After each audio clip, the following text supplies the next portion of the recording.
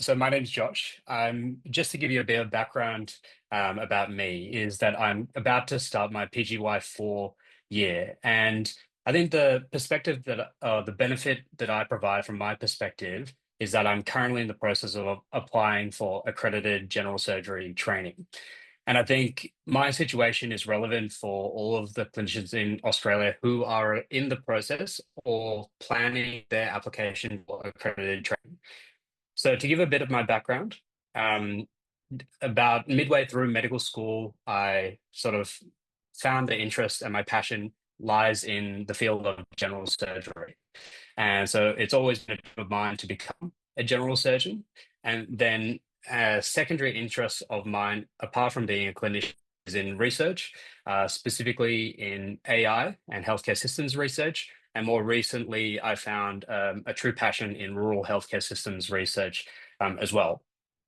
So to give a bit of my timeline, is that concurrent to my final year of medical school at the University of Adelaide, I started my PhD. I did that concurrent to my final year of med school and my intern year, which is in Central Adelaide.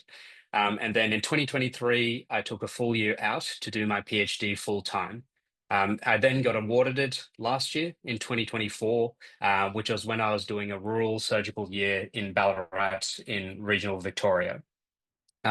The reason I bring up that timeline is that when you're even towards the end of your PhD, you are eligible to apply for a postdoctoral Fulbright scholarship. And all you need for that is a letter or some sort of proof or evidence that your PhD will be awarded by the time that you actually commence your research or your postdoctoral fellowship, which will be in August the following year. So as we said, there like goes into this a lot of planning that's required.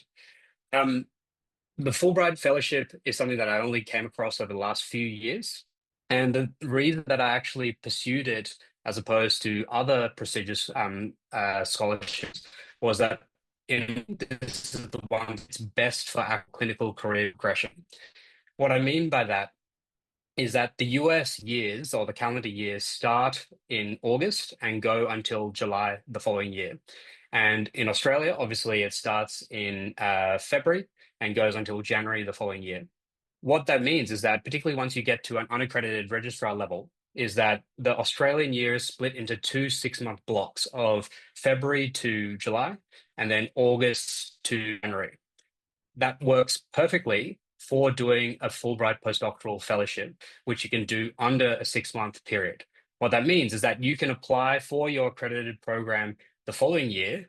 And then in that meantime, as you're away next calendar year to start, you can actually do your full entire postdoctoral fellowship in that 6 month period, which is what I'm doing.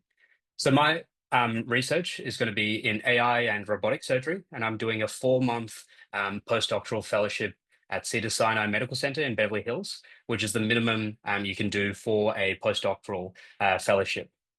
I think you can go up to 9 or 10 months, so under a year, which is what Stephen is doing, which he'll tell you a bit more about. But I think for the process of applying for accredited training, this aligns perfectly.